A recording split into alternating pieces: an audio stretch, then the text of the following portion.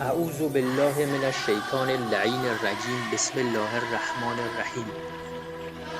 آیا دوست دارید که هیچ فقیر و گرسنه و عریان و مقروض و ستم دیده و اسیر و بیماری در روی کره زمین نباشه و هیچ جنگ و ظلمی در جهان نباشه و هیچ گمراه و گمراه کننده و مستضعف و کافر و ناصبی در دنیا نباشه و ریشه فقر و تبعیض و ظلم و بیماری و فساد و انحراف و گناه از روی کره زمین برچیده بشه و بالاتر از همه اینها کره زمین تبدیل به بهشت بشه؟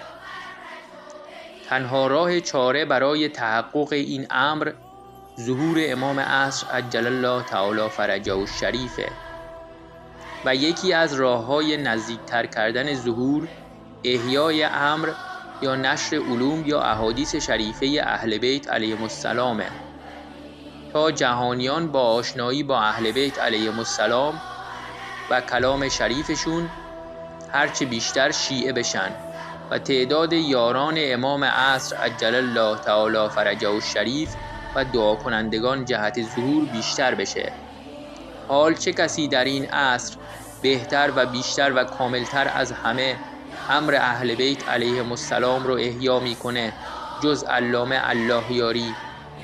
پس کمک به علامه الله یاری یعنی کمک به امام عصر عجل الله تعالی فرجه الشریف و نزدیکتر کردن ظهور. تا حالا بهش کمک کردی؟